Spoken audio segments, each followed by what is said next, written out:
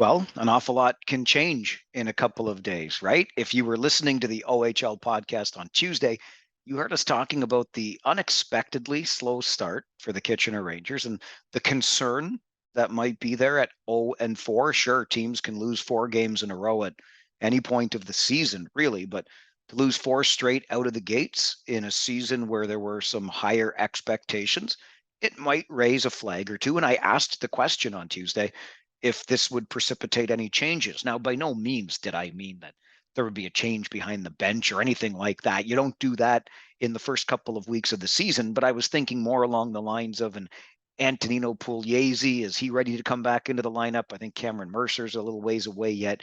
You've got some extra bodies on the back end with Matt Antonovsky and Justin Hall or Ty Hallett that can maybe rotate in and out of your lineup, but there wasn't a whole lot in the way of opportunity for the Kitchener Rangers to make changes. Enter general manager Mike McKenzie, who has never been shy about making a deal, and he goes and makes one for an overage goaltender from Hamilton. Marco Costantini joins the Rangers, and I think, at least by my estimation, Mike McKenzie gets him for a pretty good price too. The coveted second rounder, sure, and a conditional sixth for Costantini's services for this final year of his in the Ontario Hockey League. So I don't look at this in any way as a sign of panic or anything like that. There's nobody, screaming from a rooftop that there's a problem here. What this does indicate to me is that the Kitchener Rangers are as serious about this season as many of us thought they should be, based on the lineup and how good it looks in the Western Conference. So this is a team that believes it's got enough, certainly got something there, and it didn't want to see the wheels spin anymore at the start of the season. So a shrewd move, in my opinion, by general manager of the Kitchener Rangers, Mike McKenzie. On that episode of the OHL podcast on Tuesday as well, you probably heard me rag a little bit on Ottawa. Again, I just want to be clear. I love the city. I love the franchise from a hockey operations perspective. I don't know that you can do a whole lot better than a head coach like Dave Cameron and a general manager like James Boyd. It's just the stuff around the game. And I know this is being really selfish and self-centered when it comes to, the media and the work environment we are provided and, how easy it is for us to do our jobs. But I do think there is something to the idea that as media, we are the conduit to the fans, to you, right? And the easier our job is in the arena, the easier it is for us to be that conduit to you, the fan. The easier it is to generate excitement. So to me, it makes a lot of sense to make the media's job easy. So our job of essentially promoting the league becomes that much easier, which brings us to our guest on the OHL podcast this week. And Joe Birch is said guest. He's got some deep experience in the Ontario Hockey League, going way back to his time as a player with both London and Kitchener. So the Red Sox and Yankees of the Midwest Division of the Ontario Hockey League are teams that Joe Birch played for. But I think more importantly than that, his experience on the recruitment side of the game, his experience at the league offices, his experience kind of putting out a fire in Flint makes him a really interesting character in this game. And dare I say, we have not written the last chapter in the Joe Birch hockey story.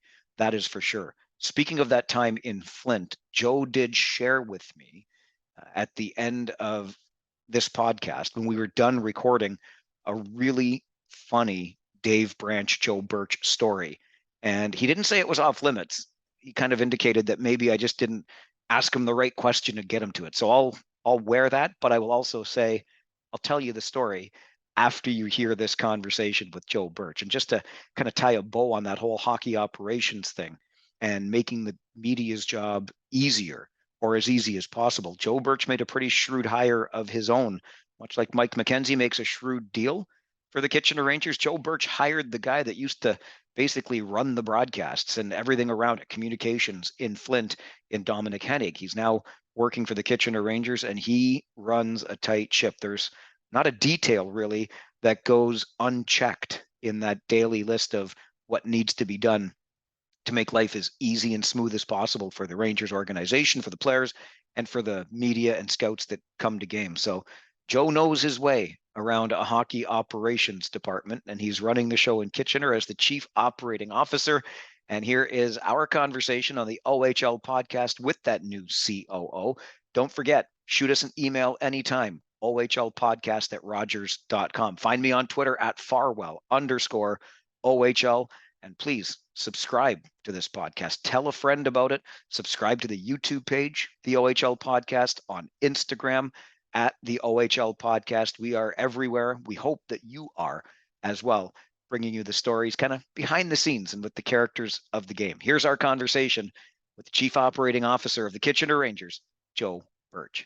Well, this is bound to be fun because we've got a guy with us today that played for both the Kitchener Rangers and the London Knights. So basically the Yankees and the Red Sox, right?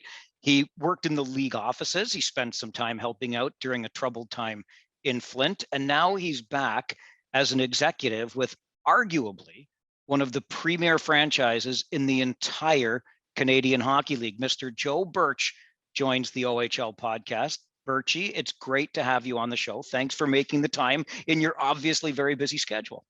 Well, Mike, it's a pleasure to be back, and I'm really appreciative of you having me. It's been a long time coming, as we've joked a little bit about, but it's awesome to be here, and I'm happy to be in the role that I'm in, and I'm happy to be here today to talk to you about some different things I've done in my career.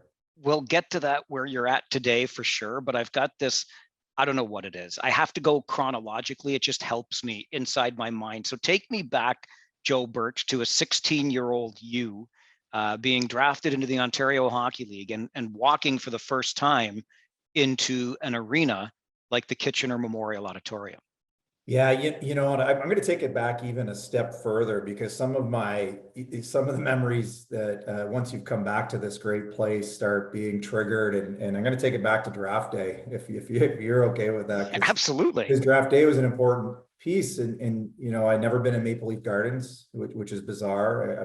I was a hockey kid, but grew up in Sarnia, so it was a long ways, I guess, to go for my family to watch a hockey game. So it's the first time my dad, my mom, and I are at Maple Leaf Gardens on draft day and in person. And where I'm taking it back is it just goes to show the special people that are around here.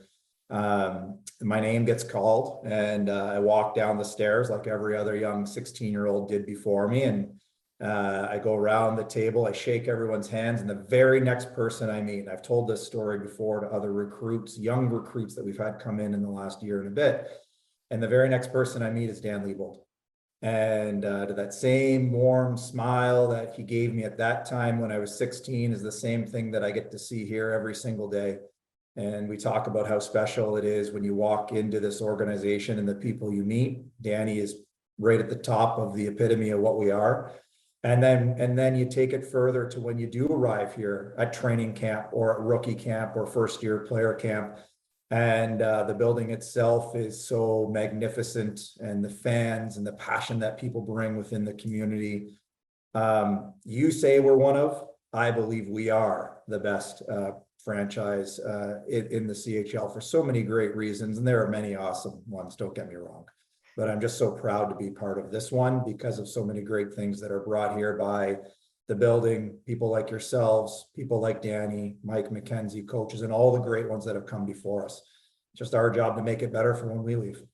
You played for one of those pretty great ones in Kitchener in your time there, but let's just touch on, you talk about draft day at Maple Leaf Gardens. So here's a kid from Sarnia, growing up in Sarnia, playing hockey there, Maple Leaf Gardens for the draft, Memorial Auditorium as your home base. You must have thought every rink is like this, because there are parallels between the two for sure. Yeah, you know what, but I didn't know. And I think I've told this story before too, which is really neat. You think about it, and in Sarnia, I played at the old Sarnia Arena, which you all remember. You would have remembered being there, right? I'd been to Old Windsor Arena because my cousin is DJ Smith, so I went to go watch him play. Been to Old London Ice House because I grew up in Sarnia and played minor hockey there. So really didn't have an idea. I actually didn't know the Memorial Auditorium existed, as bizarre as that is. So I played minor hockey here, but I played on the two secondary rinks. And when I first walked into the rink here at the Odd, I was lost. I was actually walking towards one of the community rinks, and one of the facility people said, no, you're here with the Rangers. Yes, I am. No, you got to go over there. You got to go under the stairs to the left. And there it was. And I walked under the stairs to the left, and there's this big, beautiful building that had the resemblance of Maple Leaf Gardens, where I wasn't long before in June of that year. And it's it's wow. And now there's so many tremendous rinks in this league nowadays that we were spoiled back then and we still are now, but it's a very special spot here. What do you remember of suiting up for, preparing for, stepping onto the ice for that first OHL game? Well, nerves are one thing. There were so many great players that were on my team and opposing team. We played against Owen Sound. My teammate will probably hate me for telling this story, but Matt Odette had a bit of a Donnybrook my first junior game, and there was blood everywhere. And hockey's not like this, and I know that, but things are getting shoveled off of the ice, and I remember that was our last exhibition game, and I remember thinking, what did I get myself into? What's going on here? But it was a really, really fantastic league that was hard, skilled. There was only 16 teams then. Lots of great coaches, lots of great players. I hung on to survive to try to play my 2 years in the league because I wasn't very good, but I played in the league, and I'm blessed and I'm fortunate to have had that opportunity, because I know now how many guys, peers my age or other young kids that I've come see through minor hockey in my career have wanted to play in this league, and it's hard to get here, and when you're here, it's a real privilege. You talked, Joe, about hockey not being like that. And it's Yeah. absolutely true. 30 years ago, the game you were playing is dramatically different than the game we see today. And I would argue, much like I'm sure you would, for the better. But how do you view the game today versus the game that you were looking at going, oh my God, what have I gotten myself into? Yeah, I think it's tremendous now. I understand it's a physical sport, and boys will be boys and young men will be young men sometimes. But the game is in a really on ice, a great, exciting spot. We probably all watched the game on Saturday night versus Finland and Team Canada. Amazing hockey, not a fight. Very little hitting for that matter, but super skilled and fast. And I'm a parent now too, and so I think about things into a greater detail about the safety of my children and his friends and their friends and young people who play the game. So the game is dramatically different, and it's exciting and it's fun to watch, and that's the sort of stuff that we should celebrate as we all try to grow and get better. I give a lot of credit to my former boss, David Branch, and the leadership that he's provided to not just the OHL, but I'd suggest the CHL and to the NHL. He's been a leader in player safety, and I think that's really important for the overall growth of and the future of our sport. I alluded earlier to that coach of some renown that you played for in Kitchener. That, of course, would be Jeff Ward. What was it like playing for Wardy? Amazing. He you probably know better than me, but he was young, like 28, maybe younger than that, which by today's standards and any standards is like incredible to be a head coach at that level. Easily one of the most, if not the most organized coach that I've ever seen, even through my time here. And I know I'm getting to know a new coach here, so he's got a bar set pretty high, but Jeff was, he was incredibly passionate. He worked so hard. I remember us preparing for the Barrie Colts, and I'd never seen so much detail go into a one-on-one matchup. Okay, Joe, if you get Birchie, you get out on the ice versus this guy, your job is to beat this forward, be better than this forward. And he listed out that forward's strengths and that weaknesses. And he did for every player on our team, every player on the Barrie Colts. And that was just a bit of a snapshot into the mind that he had, and that he's ended up to use to go on to have a really fantastic NHL and professional coaching career. He was great. I love seeing him. I run into him every now and again, and he's an amazing person. The one thing I'll just touch on with that team that I think Jeff may or may not realize, but there are 6 or 7 of us from that team that work currently in the game today. Matt Odette in Seattle, Ryan Mougenel, head coach in Providence, Dylan Sika, general manager in Sarnia, Serge Paez, an agent at the NHL level. I feel like I'm missing someone else. David Bolitsky is a goaltender coach for the Barrie Colts. and myself, and there probably are some others that I'm missing, but probably because we work in the game today is, I don't know, I view a lot of some of the things that I learned were because of the experience I had with Jeff and sort of the follow-up that you have with him in a relationship afterwards. So he was a really impressive person then and still is to this day. You ever chirp Politsky for his TV commercials? All the time. David and I, and I'm allowed to because David and I live together. So we're really close. But all the time he's a great person and a great friend. And you know, he doesn't have that vehicle anymore. When the tornado hit through Barrie last summer, his car was flipped over. Oh my gosh. Mm-hmm. Time to do a new commercial, I guess. Time for a new commercial, Mike. I remember all those years ago talking to Jeff Ward about a former teammate of yours, Boyd Devereaux. And Jeff said without hesitation that Boyd was going to be a professional hockey player, a national hockey leaguer. As a teammate, I suspect you would have got the same sense. No question.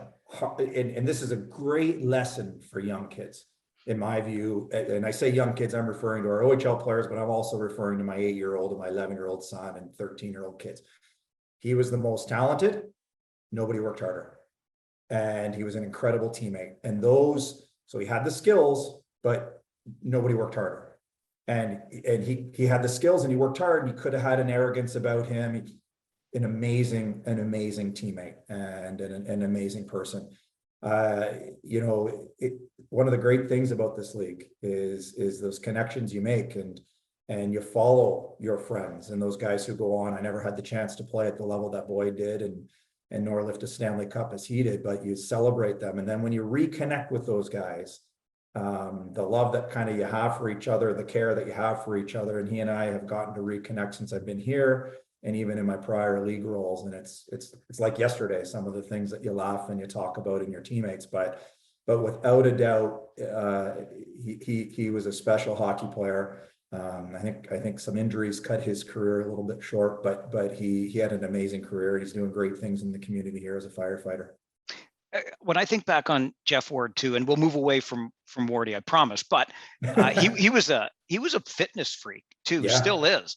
And that was in an era where it wasn't quite as common for players off season, even in season training. Did he instill any of that in you guys as players? 100%. We you know, through the great facilities that we have here, we would use the gym, the old Lennox Lewis gym at the time, regularly for circuit training. Eye-opening to me. I'd never seen any of that before. I thought, much maybe as my other teammates did, you only trained in the summertime. Like, why train in season? Well, again, Jeff being the leader as he was, he knew that there was a benefit to being in shape throughout the season and making gains, but also, you know, avoiding injury or injury recovery. And he was ahead of his time for sure. And, you know, I don't want to talk about the other team too much down the road that I end up getting traded to. And eventually where I went to school there at Western, but we didn't really do a lot of that in season. And I think Wardy really was ahead of his time there and being able to instill some of that. And again, that probably is back to his preparation, his organization, his great mind that he had. You kind of read my mind about that other team down the road, because midway through your sophomore season in the OHL, you get traded to those London Knights. What's it like? What do you remember about how you learned about the trade? And then, you know, okay, off I go to London. So it was hard. It was really, really hard. So we had an off-ice workout. I remember it like yesterday, a couple of reasons. It was my dad's birthday, December 4th of 1996. And so we had an off-ice workout, and general manager at the time, Ted Harris, says, Birchie, I need you to come into my office. I'm like, you know, I was a good kid. I think I was a good kid. I had good marks. I didn't cause any problems. So I'm like, oh, where's this going? And he sat me down and he just said, hey, we made a trade. We moved you to London, closer to home.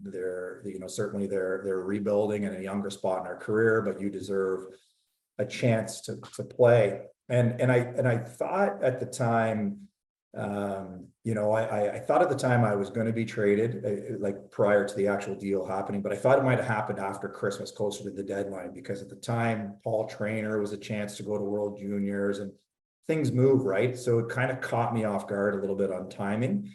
You know, I went to London and I scored my very first game there, Farzy. So they thought they were getting this offensive right shot D, which was not the case. But I don't hold any. I understand it now. I've always felt closest to the Rangers because of the real positive experiences that I had for the year and a half or so that I was here. So it was part of it. It's part of the process, and I don't regret anything, because if I didn't go there, maybe I don't go to Western. If I don't go to Western, I probably don't begin coaching, which has led to my sort of administrative career. I likely don't meet my wife, and my family are everything to me. So maybe I have some things to be thankful for and being moved.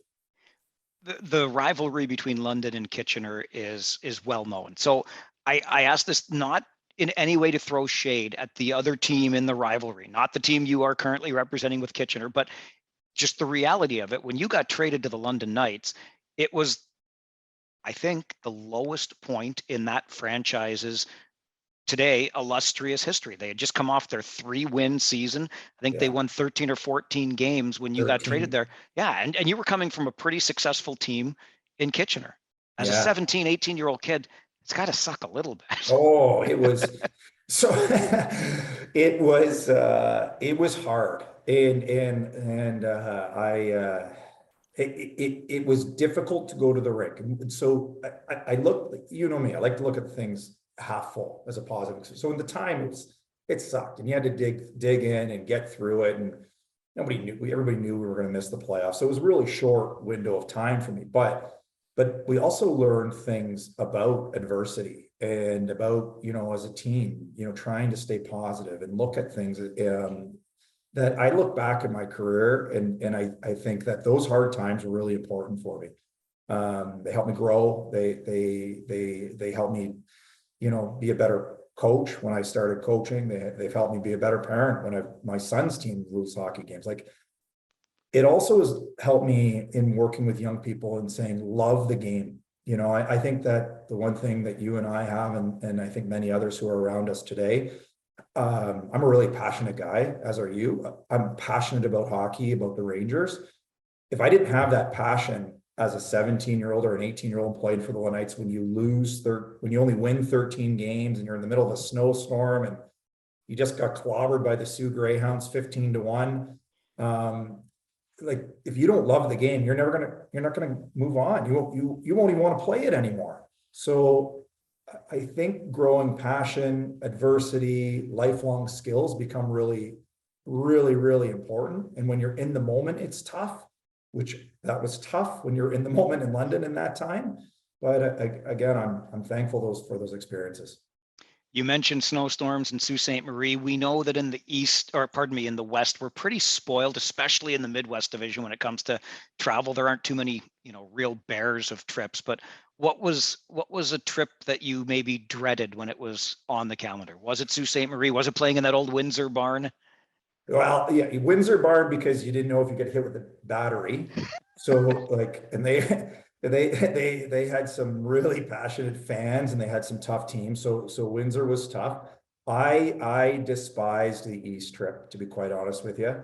Belleville Olympic Ice was a nightmare for me. Ottawa always had some really, really strong teams, and so did Kingston. So thankfully for us, we only had to make that swing once a year. But that big ice in Belleville was like, I don't know how people can do it these days. Like, I tried to stay in between the dots, and there goes Daniel Cleary one way and Richard Park the other way, and it was super hard. The Sioux was always tough because it's a hard place to play. Anywhere really, like it was hard. It was even the short ones, the short road trip down Sarnia, and people might think coming home to play in your hometown is easy to do, but it's hard. There's a lot of pressure. You have family, you have friends, you don't want to make a mistake. In that old barn in Sarnia, people were right on top of you. So there weren't too many easy nights, to be quite honest with you, Farzy. can't believe I didn't think of Belleville, because I remember talking to Mike Torquia about that as a Oh, yeah. goaltender years ago. And for him, it wasn't too bad because angles are angles. But as a defenseman, you talk about staying with those dots, right? Your gaps are all over the place. Nightmare. Yeah. Just a complete nightmare to try to handle anybody with speed. And at that time, where it's maybe a bit different now, defensemen, you were trying to do gap control and stick on puck and angle people and stuff like that, but you didn't really know how to do it because you relied so much, at least I did anyways, the old can opener technique and body on body, and you can't get the body on anybody because there was so much room. So it really made for an interesting game to go in there to play, especially when you came from, again, smaller arena playing in Sarnia or the London Ice House. I don't even know if it was full NHL size ice dimension. So you went from one extreme of smaller barns in the West to, that Olympic sheet in Belleville. It was tough. I could see how they, they, to their credit, they built some really creative, offensively skilled teams and used that to their advantage. When you graduate out of the Ontario Hockey League, and you mentioned taking advantage of educational opportunities at Western, and then suddenly you're into coaching. Was that by design? Because you mentioned Jeff Ward being young, certainly for the OHL. Weren't you like 22, 23 when you started coaching? I was, and not, I went to a coaching clinic just my last year at Western, or in the summer after my last year at Western, and I remember at that time I was trying to figure out what do you do when you're done playing. I also had a close family friend by the name of Scott Driscoll, and Scott had a long NHL career, and sort of in that summer I had the coaching clinic. I experienced it. I talked to Scott in the summer, and some advice was given to me and said, Joe, you're big, you skate okay for a big guy. Pick one or the other pass to stay in the game. I thought, oh, not a bad piece, right? And I kind of was leaning towards the officiating side, and then I got a call from Dan Rose, who was my former assistant coach at Western, and Rosie called me. He says, Joe, he says, I just lost my assistant coach in St. Thomas. He says, do you want to jump on the St. Thomas Stars bench right away? And I thought, whoa, hey, junior B, good level, St. Thomas, great organization, great history. And so all I had to do was get your normal bench certification. So the path, in my view, was a little bit quicker in where I was about to go versus maybe saying to try to do the officiating side. So I said, you know what? Yeah, Rosie, I appreciate the opportunity. Let's do it. And it's funny what you remember, Coach Mike McKenzie, General Manager Mike McKenzie, and I were just talking the other day, and we were talking about a player that I had in St. Thomas, Logan Couture. And Mike says, I played against Logan Couture. And I said, did you play for St. Mike's? He says, yeah, I played for St. Mike's. Long story short, I ended up coaching against Mike because St. Thomas, we had an exhibition game against St. Mike's where Mike was playing, and I was coaching in St. Thomas. But I loved it. I wanted to be a teacher, and I was using coaching as a volunteerism building piece of my resume to go to teachers college. I didn't get into teachers college, so I continued with coaching, and I had a goal that I wanted to get into the Ontario Hockey League as a coach, and I never made that of that path, but I actually really enjoyed coaching, and I did start at a young age. Yeah. What I'm not sure people realize about that, Joe, is the grind, if I can put it that way, that it is, especially at that level. I think there are parallels between coaching and hockey and broadcasting, because people in my line of work will go anywhere there's a job, from a small town trying to work their way up to a bigger town. But when you're in those small towns, not only are you doing the lousy shifts, but you're making pretty lousy money. What was the grind like for you as the junior B coach? The lousy money was zero money. So yes. But it's part of it. I've done a lot of talks over the last few years with young people, and I think it's a really good point, Mike, because they say, well, how'd you get to your career? How'd you do what you did? And I said, well, I'll tell my story. And I said, but the key piece for me was I volunteered at a high level for 6 years or 5 years or whatever it was that I ended up coaching. And that was the network building. That was the reconnecting with the relationships. That was the understanding of new players and coaching and the whole system, the whole hockey system. And I said, without that experience, I can tell you right now, I'm maybe but maybe not. I don't know if I got hired in the Ontario Hockey League. It was the one piece, the one big chip that I had to play when I went into interviews in the league office in 2006 about saying that I'm coaching at a high level. I just finished coaching Logan Couture or Scott Arson. I had not to name drop, but I had some proven experience that tied directly to what they were looking for in that role. And not unlike you, or not unlike somebody who may want to get into sports on the business side, you just don't know what experience you may encounter along the way that's going to help you to get that next job or create that next opportunity, and so on and so forth. So I didn't know it at the time, but it became a really important piece in my growth. So how difficult was it for you to abandon, even temporarily, perhaps the dream of coaching, to move into the recruiting side with the league offices? The one thing about Dave, which is amazing, is he's a great salesman. So he says, so you can't coach anymore, junior B. I said, okay, no problem. Hey, listen, I just said, I want to do a great job, and I'd love to, make sure that I'm really successful at this. Shortly then, after I get hired, he says, why don't you coach AAA hockey with me?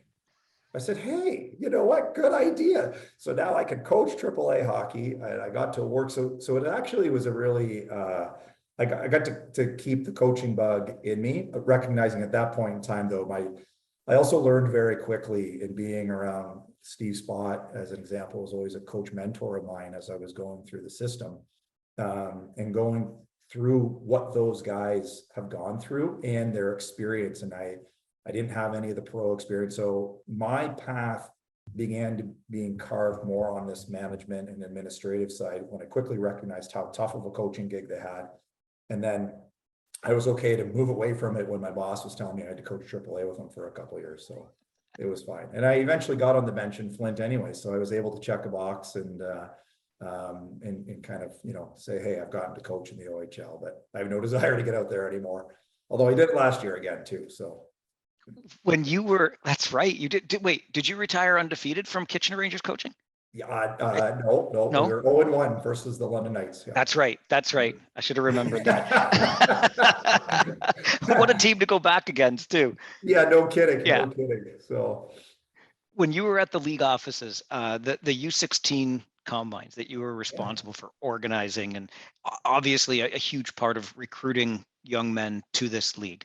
But what was that process like? What went into the creation and the staging of these combines? Well, I mean, I've always been really fortunate that through my time in the league office, there was always a great support group around the league office, directly with Dave and Ted and other colleagues that I work with. But Dave always managed to align me with say our competitions committee or our recruitment committee, who had some really strong general managers and experienced people that were always open-minded. Because we were the first to market as it related to hockey combines in North America. It's now taken off. And so there's always risk involved there. And it was a big undertaking, but it's something that's been now in place for the better part, I think, of 12 seasons. I think the 1994 age group was the first age group that we did it with. And it's become an important piece of evaluation. It was a lot of work, but a lot like everything else that I know that I've tried in my career, I've never been afraid to try, and never been afraid to kind of go out there and lead. And if it fails, then hey, I'll stand up and I'll take the blame for it if something certainly fails, but I'll also take a chance to take a step back and tweak and try to readjust and get things to work. So the combines were big. They were a big project. We eventually, all three leagues across the CHL followed our playbook and implemented it across the Canadian Hockey League. The CHL NHL top prospects game came because of our OHL combine, which is done at the national event here. And then I know other competing leagues and whatnot are executing combine. So it's, I kind of forgot actually to the depth of where it started and where it's come from, but I'm proud to have taken a big part of that when it started. David Branch has been a guest on this podcast before. He's a regular fixture in arenas around the league. And of course, he's a favorite target for fans and sometimes, of course, general managers, coaches when they're upset. I can only imagine how much pressure's on the guy and what it's like being the commissioner of the Ontario Hockey League, and a guy that I've got a great deal of respect for, I should also say. But I wonder, when he's having a bad day, like what's it like in those offices, Joe, in the league offices when Branchy is just not having a day? So if it's not a bad day, like, like you didn't make some type of, a mistake or whatever. And even to that point, he's a really strong leader, and an excellent communicator. He was always very good at separating. So if it was a bad day based upon, whatever, a general manager or something had gone on, in my experience, it was never carried over to Joe in the director role. So unless unless it was you as an individual that made a mistake, and even at that point, I know I've learned a lot of my leadership skills from him, the way that he handled people. And as you know, he's a great communicator. He's passionate. And I think that's the one thing that people can see in him, which is a reason he's been able to do all the amazing things that he's done for as long as he has. So he was great to work with. I'm thinking there might be some similarities between 18-year-old Joe Birch being traded from a team that's doing well to a team that's not doing so well, Kitchener to London, and an adult Joe Birch with all of your experience in administration being moved from the league office to kind of oversee things during a tough time in Flint. What did you take away from that experience with the Fire? Ooh, what didn't I? And I say that most respectfully because, I said here most recently, 2 years ago or whatever this thing was that we started here. When I walked into Flint, it was a really hard environment, and I know we had hard. I'm comparing the two, but I'm not. I know we had some hard times here, but I don't. When you're an outsider looking in the Rangers, and then you get on the inside of the Rangers, you realize how special it is and how good things are. Flint had a national public face problem going on, like a huge reputation PR problem that was going on. That's hard to kind of really navigate yourself through, and be able to find the positives out of it. But I learned again, you take things day by day. You really appreciate the little wins. You look at, okay, what's our 2-year plan? What's our 3-year plan? How do we move forward out of this thing and not get too worried about things we can't control? All the same stuff that I talked about here in the pandemic, the last 18 months. So I learned a lot. Kind of goes back to my earlier comment. I didn't know at the time entirely what I was getting into. Nobody really did, because the league hadn't taken a move to take over a club to that extent, I think, in its history. But taking on that experience became invaluable for me, not knowing I'd be in this chair where I was when I was in the middle of a pandemic, but it became invaluable experience in problem solving, team building, goal setting, working within elements that are out of your control, working within the elements that are within your control. So I really learned some amazing, skills that I brought here with me today. You spent time too, Joe, on the agency side of the business. How similar or different is that from being, working in recruiting, for example, for the league? Well, there were a lot of similarities, from the recruitment side, like eerily similar. And part of the reason that I took the opportunity with Newport was because, I just thought in my head, I said, oh, okay, I'm trying to recruit on behalf of 20 OHL teams. Well, now I'm going to go to the rink and I'm just going to recruit on behalf of one entity, Newport Sports. So that side of things was really similar. It was the next step that I hadn't experienced, which was sort of the day-to-day management that went on with players and families, and then the interactions with different coaches and different organizations. So that was really an eye-opening experience for me. I learned a lot. I called it my hockey university for the 2 seasons that I was there, because I saw everything from contract negotiations to how marketing works for individual players, to problem solving and troubleshooting as it related directly to OHL clubs, general managers. Quite honestly, problem solving and troubleshooting as it related to players and things away from the rink. So I had a whole plethora of experiences there jammed into about 16 or 18 months that I'm really thankful for. I sense there's a bit of a theme here in your career arc. I mean, taking it back to even what you said about meeting Dan Liebold, that very first time as somebody drafted into the Ontario Hockey League, and what that face and that friendliness perhaps meant to a young hockey player, which would, I think, tie into the experience of a 15, 16-year-old as they're coming into this league. And then, possible teachers college, where again, you'd be leading young people. You do that as a hockey coach, et cetera, recruiting for the league, the agency side. What would you tell a young person today, Joe, about the Ontario Hockey League and the opportunities that it offers? Well, I mean, like the one thing that the league has historically been known for is player development. So if your goal is to play in the National Hockey League, the stats and the data don't lie that this league has done it better than any other league. I know there's some recent trends that the numbers might be being clawed back, but on average, NHL opening rosters are like 25% of OHL graduates, somewhere between 23, 25%, pretty consistently. We could find the data on that. But the one thing that I know that I spent a lot of time in my career on the recruitment side of was promoting the fact that we have a really incredible plan B. And that plan B is that if you fail to make it to the National Hockey League, and fail is the wrong word because it's so hard, but if you just can't hit that goal of making it to the National Hockey League, this scholarship that is provided through the Ontario Hockey League and the member teams, combined with the opportunity to play youth sports, it is as great of a plan B as somebody could write in their own script, in their own playbook.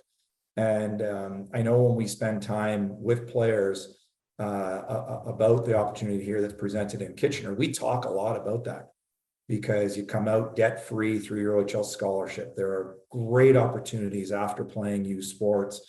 I spoke to Mike Battizian and Justin Nolay a little bit about it this year, about the opportunity that'll be there for them.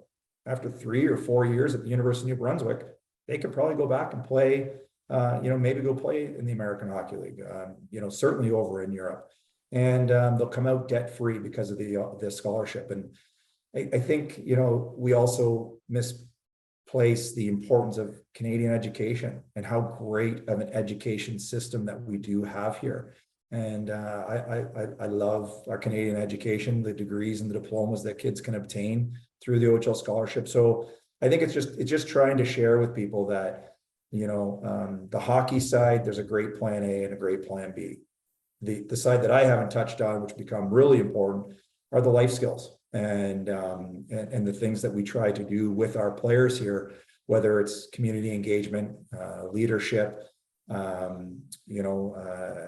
Talk Today program. There's so many great programs that help young people develop and learn interpersonal skills that they will need and will eventually use when they're 30 or 40 or however old they are in their working world. So I think the league continues to grow. We have lots to improve upon. Let's make no mistake about that. But I think the league in general has done a really tremendous job of preparing players for the NHL, youth sports, and life after hockey. And I'm really proud to be part of that. Life skills and the development of, and I think you're alluding to it when you say there's work still to be done. Yeah. I think it provides the opportunity to have a conversation here about the reckoning that is currently underway within Hockey Canada, within hockey generally. And you mentioned some of the programs that I know the Kitchener Rangers have been involved in. I know other teams are as well. But is that the work that you're alluding to there, Joe, that still needs to be done in the game? Yeah, 100%. And I view it as partly, responsibility in the role that I'm in with this organization to continue to challenge ourselves on equity, diversity, and inclusion programming, our BIPOC programming. We've had great talks with Nishnabeg outreach and Indigenous programming. The Ontario Crisis for Women in Sport, our OHL onsite program are all things that I think that we cannot lose sight of, and I challenge Mike McKenzie, Chris Dennis as recently as yesterday, and saying, guys, we have to continue to enhance our own programming. We have to continue to be on our players to help them to understand the importance of life away from the rink in so many critical areas that society is asking us to be leaders in. Right, wrong, or indifferent, it's hard for young people. So that's where the leaders in an organization have to coach them, have to teach them, so that they can become leaders, whether they go home to their own communities in Sarnia, or they move on to their own community in the University of New Brunswick, or they move on to their own community when they play for the Detroit Red Wings or the Toronto Maple Leafs or the LA Kings. So we want to empower them, teach them, and do our little part. And that's all that I can control, is try to do our little part. You started in the role that you're currently in as the Chief Operating Officer of the Kitchener Rangers in June of 2020, as you mentioned earlier. And really, Joe, through absolutely no fault of your own, even though I've teased you about it, but you have not had a quote unquote normal week, probably almost certainly not a normal season. You're about to embark on that first one, but how challenging has it been to assume a position the likes of which you have with the premier organization, your words, in the Canadian Hockey League, knowing what the team means to the community, knowing what bums in seats mean to the bottom line, and like, how the heck have you managed these past 24 months?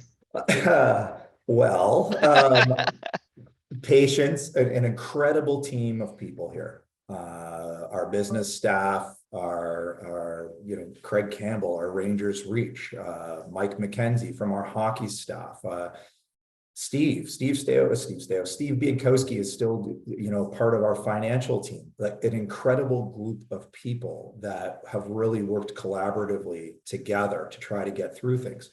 But it has been, I have been in meetings with our team. We were in meetings on a regular basis. I say team, and our business, our hockey staff people, and saying, we're not looking beyond 4 weeks. And that's crazy to think, like, an organization, what do you mean we're not looking beyond 4 weeks? Well, we can't. We couldn't look beyond 4 weeks, and so many things that we were trying to do over the last 18 months, because, at one point we were clipping along with attendance growing through November and growing through early December. And then all of a sudden on a Friday afternoon, carpets pulled out, and this is your last game of, whatever, 100% fans. And next time you play, you're going to have 1,000. Like, it was really, really difficult. The one thing I felt really bad in many ways for our players. Number one, they're always number one in our hearts. And, those who are graduating or maybe had just come to our organization for the first time weren't getting the true Ranger experience. And I felt for our fans. I couldn't speak to all of our fans. I spoke to a lot of our fans and a lot of our season ticket numbers. I can speak directly to you, to our business staff, and try to calm people down through discussion, but I couldn't do that with our fans. And our fans became really quite frustrated. And that's because of their great passion.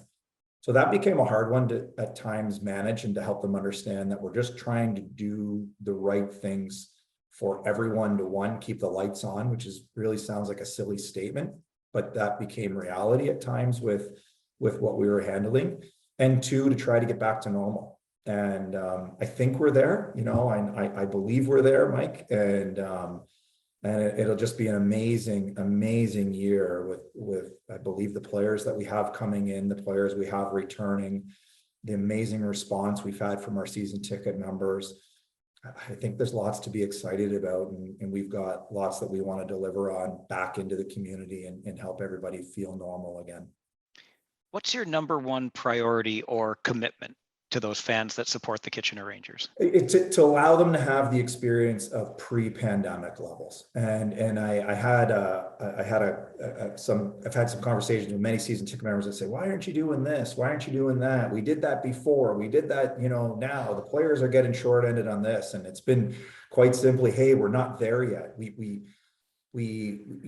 took some courses of action last year to say we aren't going to go to a school and read in March, even though we were allowed to do that, because if our players get sick, we don't have a hockey team. Now we can't recover in time for playoffs. So we had to make some really hard decisions that, you know, from the outside looking in may have seemed or looked silly, but ultimately my view was to get us back to pre-pandemic levels and how to get us there as quickly as possible. And I felt that that was going to be done with the health and the welfare of my tremendous staff, the health and the welfare of our players, and then we'll just push that out in the community. And that's what we're trying to do now. And we'll bring it back to those levels and give that back to our fans. They deserve it. Our players deserve it. Speaking of that staff, it makes me think of Mike Zoll, assistant GM, also a Western grad. Yeah. Should any Rangers fans be concerned about some London creep into this organization, Joe Birch? No, there's a clear line there between a knight and a Mustang. So no, Mike Zolt's an amazing Western grad here too. So he's a talented young guy. I'm almost afraid to ask for fear of jinxing it. And we think of these these stupid superstitions in sports all the time. So I'll knock some wood too. Okay. But coming into what appears to be, by all indications, a normal season. We've got a schedule that features interconference play again. We got Fan Fest happening, training camps opening on time, all of these good things. Have you been forced to have a plan B or C just in case? I'm sorry for asking. You know, so back to the 4-week planning. Can I use the 4-week planning to sure? Say no? Okay, so no, we haven't, but that's only simply because, excuse me, all of the information that we are receiving from the league, and the league's working directly still with the province and provincial health, has pointed and indicated to be green light go. Now, you know, that can certainly change on a dime. And if it does, we have a talented enough group of staff and people here that will adjust on the fly. We did it, you know, we had to do it last year. So we pull out the playbook that we had to handle last year and work through things. But all indications that we're receiving from the league office are everything's going the right way. And we'll just continue to proceed cautiously, but we really just want to get back to a normal working and operating level. I talked earlier about sort of your career arc, and it almost seems inevitable that you'd end up in a position the likes of which you're currently in. But I also suspect that the position of chief operating officer contains some elements within the big job description that perhaps you hadn't been involved in at prior stops in your career.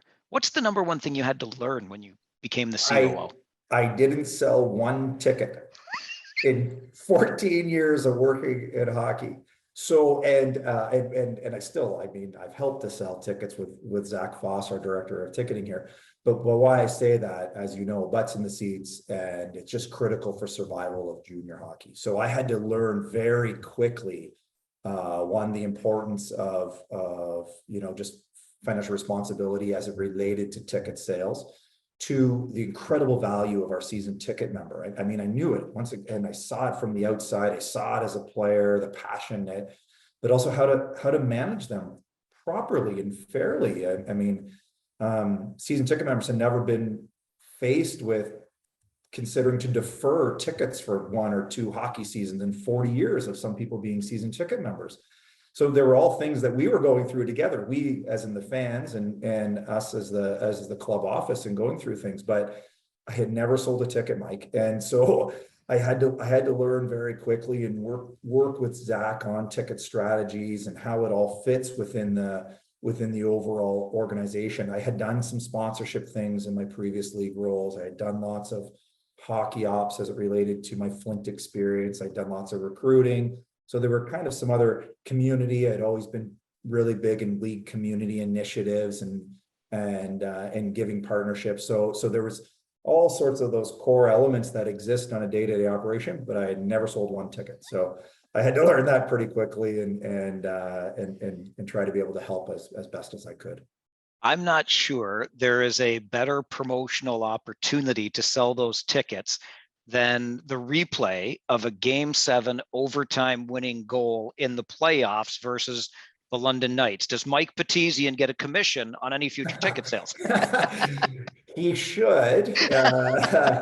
What a holy smokes. I mean, what a series, and what a great way for someone like Mike, who gave so much, lost a year of hockey, who gave so much to this organization, and to have, a goal 3 nights earlier called back that shouldn't have been called back, and then to be able to get that one to seal the win for us in that series. So an amazing, I mean, he's going to live in Rangers history for so many great reasons other than that, but that one, solidifies him as one of our, really special young people who played here.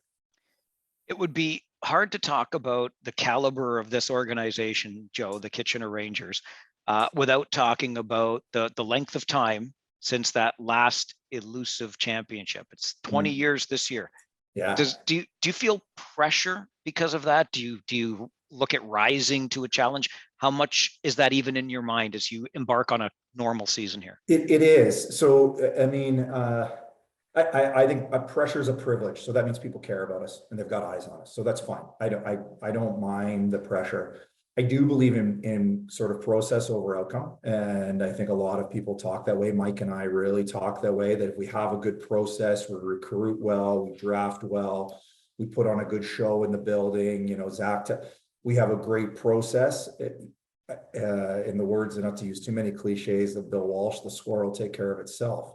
And as we continue to do things the right way, there are so many things to win at this level that become out of our control. So we can only do so much.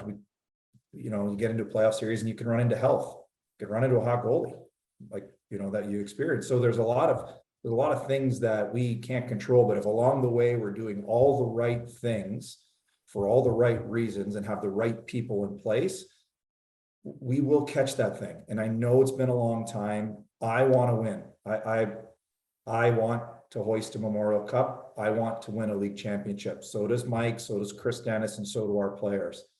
We believe that we've set ourselves up here from the business side. Mike's done, I believe, a tremendous job from the hockey side, given the age of our team, some really smart choices on import drafts.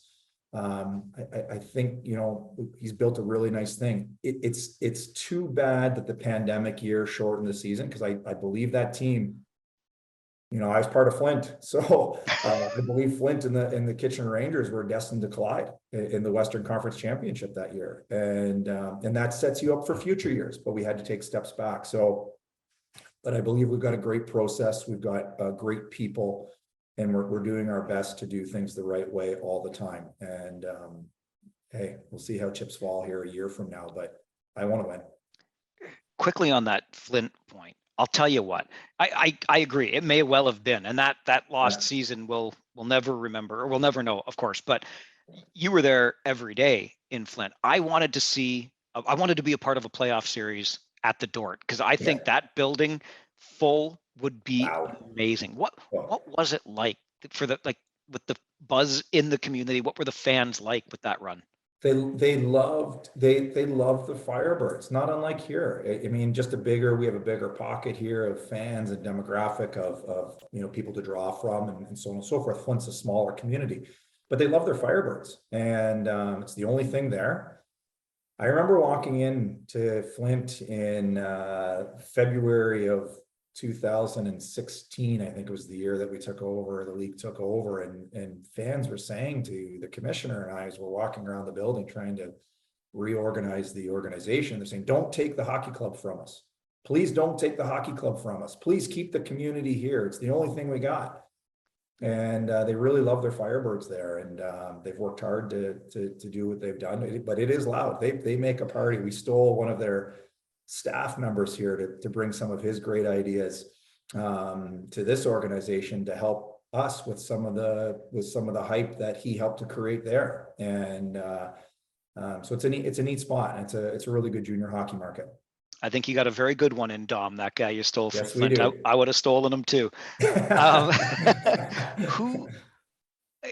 probably not just one, but when you look back over your career, Joe, be it a teammate, a coach, a manager, a commissioner at the office, whatever, who has helped you along the way? Who has mentored you consciously or subconsciously? Yeah, boy. It is hard, it'd be almost unfair. I've been really lucky. Clearly the commissioner has been incredible for my growth. I mean, my parents and my wife are probably right there afterwards, and my wife doesn't get enough credit for keeping me balanced and everything else. But I've had the chance to guys like Rick Gates and Craig Goslin have always been tremendous to me in my career. Pat Morris and Don Meehan over at Newport were amazing with me prior to going there, and even afterwards when I left and went back to the league office. So I don't know, like those are some that just come to the top of my head, and there's probably likely many others. Ted Baker was great to work alongside with, and we have the greatest game in the world with the greatest people in the world. And you can learn a lot from everybody that you come across, and I think I've been fortunate to do that, and I've tried to do the same and help and give back to people and share with them any of my experiences, because someday there's going to be a young Mike Farwell, there's going to be a young Joe Birch, and it's likely our jobs to turn the game over to them at some point. So I've learned some great lessons, and I try to pass those along to some young people as well. I've reached such an age, Joe, I can't remember the young Mike Farwell anymore, honestly. But, I'm not surprised that there are so many people at various stops along the way, because you talked about when you're in St. Thomas, it was all about those connections, right? It's the people you'd call to lean on that still now are part of the game today or whatever. And I think that's a lesson for young people coming into the game, maybe a life and a hockey skill they get for their development. Yeah, you just don't know. Again, you treat others. I try to be, not cliche too much, but you treat others the way you want to be treated. Well, I didn't know that. I didn't know where DJ Smith. I know he's my cousin, and he's a really good hockey coach. But I didn't know one day he'd end up in the NHL. I probably believed it. So maintaining strong relationships and healthy relationships with people, even as your players, and you eventually reconnect with them 20 or 15 years later, you may end up doing business with them. And so you just don't know. I think the world is too small. The hockey world is way too interconnected and too small, that you just have to carry yourself a really good way. Be kind. It sounds like a simple thing, but in the world we're in, being kind to people and helpful to people, I think goes a long way, and people remember that. It's not often, I think, in my career where I've called somebody and said, "Hey, I need a hand with something." Does somebody ever say, "No, I'm not going to help you"? Like most people want to help, and really appreciate that opportunity. And I think, young people just got to kind of sometimes take a step back and build their networks and be authentic and be kind. That ties in very well to what I want to ask just as a last question. No and I was problem. saving it for last, but Okay. so this just goes to show that you are a man of great honesty, Joe, because before I have these conversations on the podcast, I like to ask around. I like to check in with a person here, a person there, to get a little bit of something. Why doesn't anybody have a bad word to say about you, Joe Birch? Why are you so squeaky clean? I don't know, Mike. I don't know. I don't know. You know what? Again, I great parents that gave me great values, and I don't have too many bad days. And and again, I'll throw that. My wife's a neonatal intensive care nurse. She has really bad days. My bad day is maybe somebody doesn't want to buy a ticket, right? So how'd your day go, Katie? Oh, baby died. Joe, how'd your day go? Oh, my day is fine. And I say that because I come to work, I laugh, I smile, I problem solve, I coach, I lead, I teach, but I really enjoy being around people. And I don't know, I like to be kind and work hard. I've tried to just do those simple things for a long time in my career. I think it's helped me. Well, it's about damn time you worked hard, and we got a normal season under your belt, eh? Oh, it's going to be great to be able to be here for 34 nights plus, with hopefully our screaming 7,000 fans. I'm looking forward to it. Absolutely. I can't wait to see that building full again myself. Birchie, it's been great of you to spend part of this good day with us, and I look forward to the next conversation. Yeah, anytime, Farzy. I really appreciate you having me, and thanks for all the great work you do. Not just telling our stories, but you tell a lot of great stories about a lot of really awesome people in the OHL. So fans, you should be really appreciative. All right. See, I'm going to use that as an endorsement. That'll be the next commercial for the OHL podcast. Okay. He is the chief operating officer of the Kitchener Rangers, Joe Birch, having joined the team just before the pandemic took hold, and then had to miss a season, then had to go through a season where he's trying to figure out how to put bums in seats. And now it looks quote unquote normal again.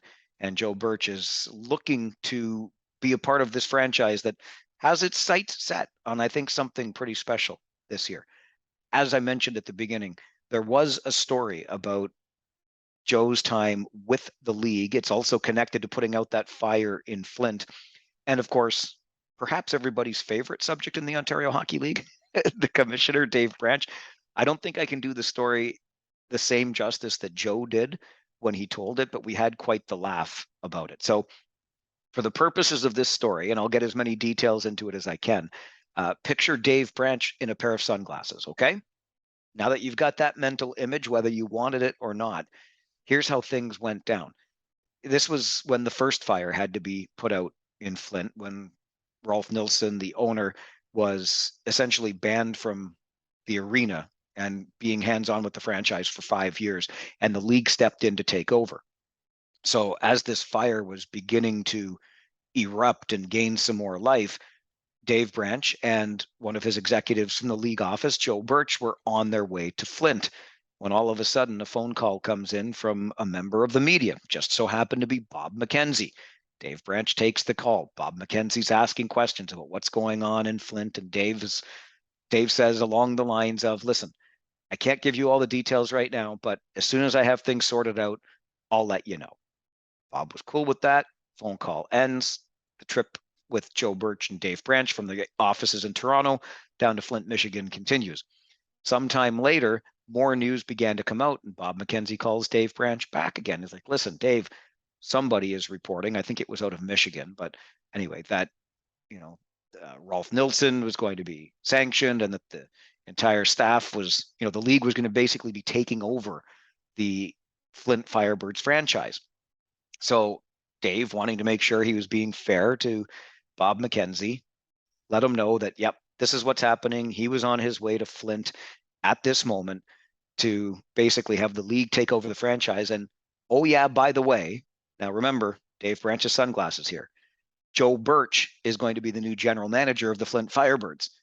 And this was the first Joe Birch was hearing of this as he sat in the passenger seat of that vehicle with Dave Branch on the speakerphone with Bob McKenzie. And then he kind of pulls down the sunglasses and looks over at Joe Birch in the passenger seat as he's telling the media that Joe Birch is about to become that new general manager in Flint. So that phone call ends. Bob McKenzie, of course, shares the story. He's got a little bit of a reach, does Bob McKenzie. And all of a sudden the story is out there that Joe Birch has been named the general manager of the Flint Firebirds. Well, now poor Joe, as he's sitting there in the passenger seat of the commissioner's car, has to deal with his wife back home wondering, are we moving to Flint? What just happened?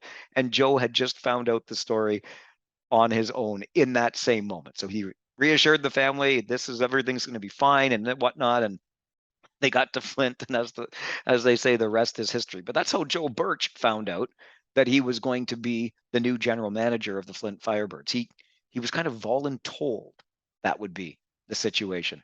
And he took over, and that was then. And now, of course, as you just heard in this conversation, he's looking to do great things and continue a tradition of excellence in the 60th season of Kitchener Rangers hockey as the chief operating officer of the Kitchener Rangers. There's a little bit of a story that didn't get into the interview, and that's probably my fault. Thanks for listening to another episode of the OHL podcast. Remember, subscribe, like, give us some feedback, give us a rating on the podcast, whatever it is you want to tell us, and reach out to via email, ohlpodcast@rogers.com, if you want to recommend a guest, somebody you'd like to hear from, or just tell us what you think. We are all ears. Again, the email address is ohlpodcast@rogers.com. My name is Mike Farwell. Your next episode of the OHL podcast comes out next Tuesday.